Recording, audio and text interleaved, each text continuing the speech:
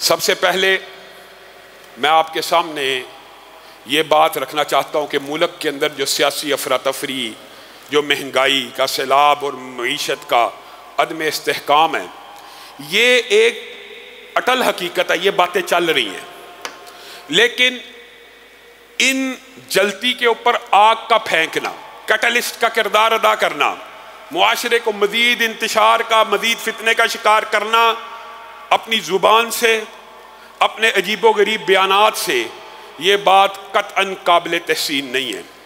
خان صاحب کے جو اول مخالف ہوا کرتے تھے، سب سے پہلے وہ کرپٹ ہوا کرتے تھے، پھر وہ چور ہو گئے، پھر وہ ڈاکو ہو گئے، پھر بات بڑھتے بڑھتے غداری تک آ گئی، پھر ان کو ایٹم بم کا نشانہ بن جانا چاہیے، اور کل پرسوں خان صاحب نے اب اپنے مخالفین کو مشرک قرار دے دیا۔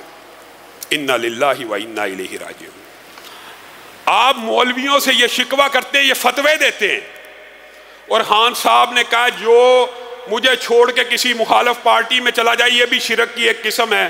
آج کے بعد آپ نے فتوے خان صاحب سے لینے ہیں۔ خان صاحب کو چاہیے، پہلے بھی کئی مرتبہ کہا کہ دینی اصطلاحات، دینی امور کے بارے میں علماء سے مشورہ کر کے گفتگو کیا کرے، کبھی صحابہ کے بارے میں، کبھی مال غنیمت کے بارے میں، کبھی اب کیا بندہ کی۔ اب آپ اگر اپنے مخالفین کے اوپر شرک کے فتوے لگانا شروع کر دیں گے تو آپ ہی اپنے گریبان کو ٹٹولے۔ ہم آپ کو کیا کہ ہم تو صرف یہی بات کہہ سکتے ہیں کہ آپ نے بڑی احمقانہ بیان دیا ہے اور آپ کو اس بیان سے رجوع کرنا چاہیے۔ دوسری بات، آپ سب کے علم میں محرم آ رہا ہے، جب بھی محرم آتا ہے صحابہ کے خلاف زبان درازیاں عمدن جان بوجھ کے پلانٹڈ طریقے سے بعض ذاکر اور بعض رافضیوں کے ہم نوا ہمیشہ سے کرتے آئے ہیں۔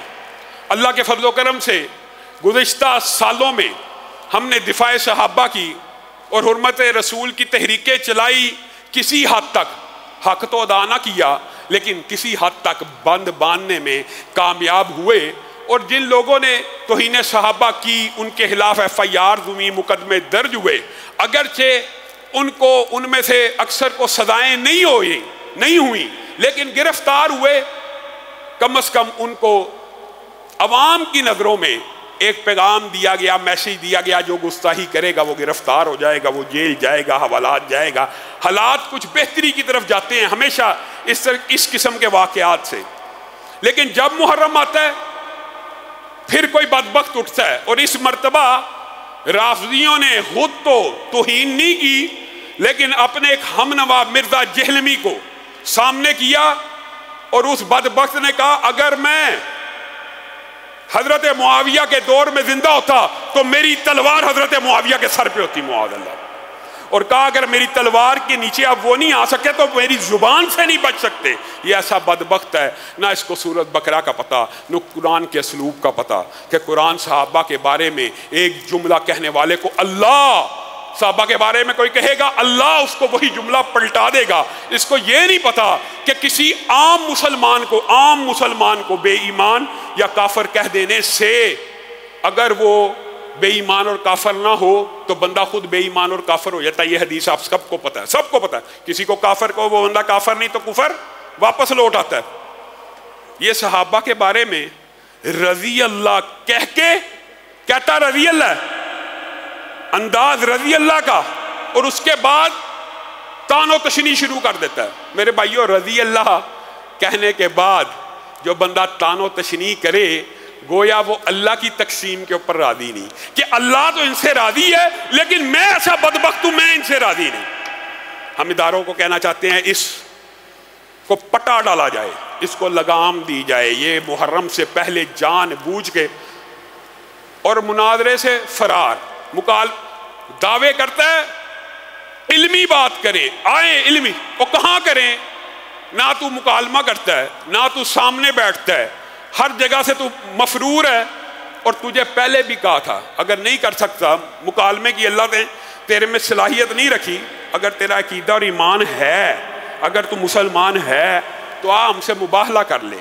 اور مباہلے کی پہلے جو حضرت ابو بکر سے حضرت معاویہ تک کی شرط تھی وہ بھی ختم کرتے ہیں، ہم سے مباہلہ کر لے، صرف سیدنا امیر معاویہ کے بارے میں کہ وہ جنتی ہیں جنتی ہیں جنتی ہیں، رسول اللہ کا ہر صحابی جنتی ہے، میرے جیسے طالب علم سے مباہلہ کر لے، میں کہتا ہوں سیدنا امیر معاویہ جنتی ہیں، اور تو جو اپنا عقیدہ ہے ایمان ہے اس بات کے اوپر مباہلہ کر لے، نہ تو نے مکالمہ کرنا ہے نہ تو نے مباہلہ کرنا ہے۔ تو اداروں کو چاہیے کہ محرم آ رہا ہے، اس افراتفری اور انتشار سے بچنے کا ایک ہی طریقہ ہے، جو کسی صحابی کے رسول کے بارے میں بکواس کرے، جو کسی اہل بیت کے بارے میں بکواس کرے، اس کی زبان کو کاٹ ڈالا جائے، اس کے خلاف مقدمہ درج کیا جائے، اس کو پابند سلاسل کیا جائے۔ یہ ایک عام فہم بات ہے۔ اگر آپ اس طرح کے عناصر کو ڈیل دیں گے تو پھر معاشرے میں افراتفری تو ہوگی۔ تیسری اہم بات جو آپ کے سامنے رکھنا چاہتا ہوں، بڑے افسوس کی بات ہے، جب ہم نے پچھلے جمعہ پڑھایا اس کے بعد ہمیں اطلاع ملی ڈیرہ غازی خان میں ایک نوجوان بچے ایک وقاص شہید کو کم عمری میں 12-13 سال کی عمر میں مسجد کا دفاع کرنے کی پاداش میں چھریوں سے حملہ کر کے شہید کر دیا گیا۔ انا للہ و انا الیہ راجعون۔ پھر کچھ دن گزرے، اطلاع ملی مسجد ابو ذر غفاری اہل حدیث کے محتمم اشرف راہی جو بار کے سیکٹری بھی تھے، ان کو بھی شہید کر دیا گیا۔ اب آپ کے سامنے آپ نے خود دیکھا ہے اس سال کے اندر کتنے نوجوانوں کو، اہل حدیث کے اہل سنت کے نوجوانوں کو کس طرح شہید کیا گیا۔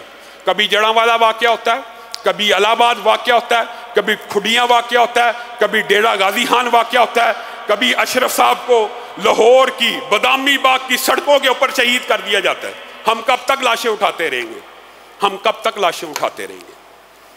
اور بعض ساتھیوں نے یہ بات کہی ہے اور ان کا یہ خیال ہے کہ آپ کو نشانہ اور ٹارگٹ اس لیے بنایا جا رہا ہے، آپ نے اتحاد اہل سنت کی بات کی ہے اور اس اتحاد کو پارا کرنے کی سازشیں بنی جا رہی ہیں، اس لیے اس وقت آپ کو ٹارگٹ کیا جا رہا ہے۔ اس ٹارگٹ کر دینے سے اتحاد اہل سنت کی کوششوں کے اندر کوئی بھی رکھنا نہیں ڈلے گا۔ عادل خان شہید ہو گئے، اتحاد ختم ہو گیا؟ نہیں ہوا۔ اگر یہ شہادتیں اور واقعات اس اتحاد کو ناکام کرنے کی سازش ہے تو یہ سازشیں ناکام ہو جائیں گی۔ لیکن آپ سے بھی مطالبہ ہے، اور آج میں کہنا چاہتا ہوں بقول علامہ شہید کے، گزشتہ جمعے میں آپ کو ایک صدا دی تھی، ایک آواز دی تھی کہ آئیے ہمارے ہاتھ مضبوط کیجئے، آئیے وطن کے لیے، دین کے غلبے کے لیے۔ اور اس کے بعد جو پورے پاکستان کے عوام سے رسپونس آیا، اس کا ریاکشن آیا، مجھے علامہ شہید کے وہ الفاظ یاد آ گئے کہ مجھے معاف کر دینا، مجھے جگانے میں دیر ہو گئی۔ یقین مانیے ہزاروں کی تعداد میں جب والہانہ لوگوں نے میسیجز کیے، رابطے کیے، تو میرے ذہن میں صرف یہ الفاظ گونج رہے تھے کہ مجھے جگانے میں دیر ہوگی۔ مجھے علم ہوتا کہ لوگ اتنے بے قرار اور بے تاب ہیں۔ آج بھی اسی بات کو دہرانا چاہتا ہوں، آئیے اگر آپ چاہتے ہیں جڑا والا کا سانحہ نہ ہو، الہ آباد کا سانحہ نہ ہو، کھڈیاں کا سانحہ نہ ہو، اشرف راہی صاحب کی شہادت نہ ہو، آپ کو ہمارا ساتھ دینا پڑے گا، آپ کو ہمارے ساتھ چلنا پڑے گا، آپ کو دفاع اسلام کی، دفاع پاکستان کی نظریاتی جنگ لڑنی پڑے گی۔ لیکن کیسے؟ دستوری طور پر، آئینی طور پہ، بلٹ کے ذریعے نہیں، بیلٹ کے ذریعے۔ انشاءاللہ ہم اس وطن کے اندر ثابت کریں گے کہ اگر ہم مل جائیں، متحد ہو جائیں۔ اور بات آئی ہے ضمنی طور پہ تو یہ بات بھی کہنا چاہتا ہوں، کوئی یہ نہ سمجھے میری جماعت مرکزی جمعیت ہے، مانتا ہوں، لیکن اس کا مطلب یہ نہیں ہے کہ عالمی کے لوگ میرے دشمن ہیں، دعویٰ کے لوگ میرے دشمن ہیں، دیوبندی میرے مخالف ہیں، بریلوی میرے دشمن ہیں، ہرگز نہیں۔